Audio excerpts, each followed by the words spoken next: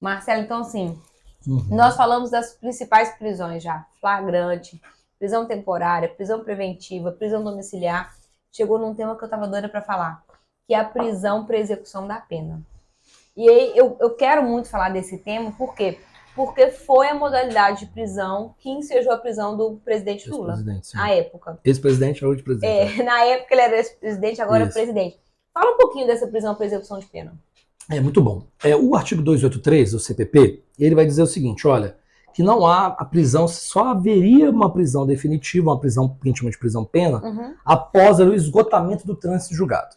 Para quem não é do direito, essa expressão sempre soa muito estranha, muito esquisita, trânsito em julgado. O que quer dizer isso? Julgado tem trânsito? O que é? Julgado é um carro? Que coisa é essa, né? E aí, o que seria o trânsito julgado? Basicamente é uma decisão definitiva. O que é uma decisão que transitou em julgado? Aquela decisão que não cabe mais nenhum tipo de recurso.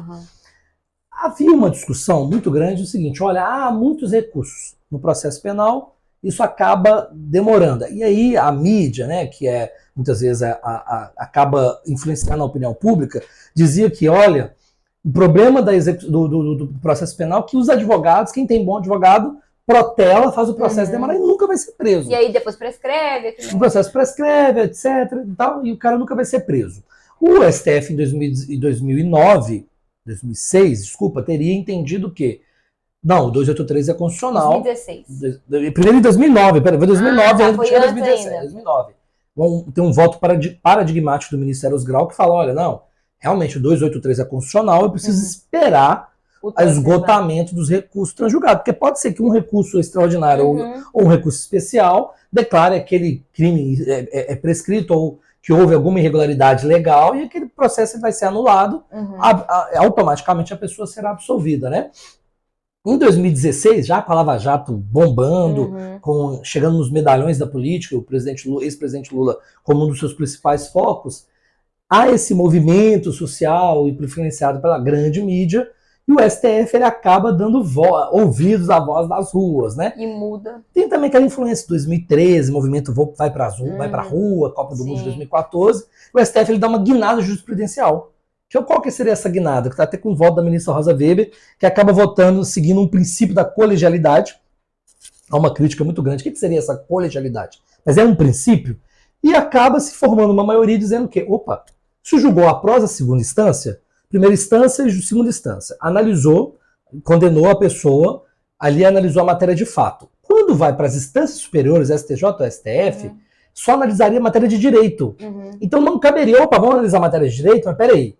Então o fato já foi definido como criminoso, a pessoa participou, já se executa, já se expede uma guia provisória de execução de pena. E aí isso ensejou a prisão não só do presidente Lula, né, hoje é presidente, né, mas também aqui em Minas Gerais, alguém que é conhecido nosso, que é o governador Eduardo Zeredo. Eu me recordo também do deputado federal, foi deputado federal Cabo Júlio, que foi uma representação importante para a polícia. Também foram várias pessoas alcançadas por essa decisão. E aí, então, na época, 2016, então, a pessoa tinha uma sentença condenatória de primeira instância por um juiz, recorria, o tribunal mantinha essa decisão, então a partir da decisão do tribunal, que é o que chamamos de segunda instância, a pessoa já começava já se expediu uma nota de prisão, que a gente chama de guia provisória. Entendi. Se ela recorrer, a guia provisória. Se ela não recorrer, a guia definitiva. Entendi. O recurso ele não é obrigatório, né? A pessoa às vezes fala, não, estou satisfeito e tal. Mas enfim, aí vinha a guia provisória, a pessoa já começava o início da pena, que alcançou aí esses medalhões da política que a gente citou, com inclusive o antigo e atual presidente Lula. E aí sem trânsito em julgado. Então, por exemplo, tinha uma sentença de primeira instância, depois tinha uma de segunda. Pouco importava se ele tivesse recorrido ou não, ele já iria começar a cumprir a pena. O início da pena, já iniciaria o cumprimento da pena, né?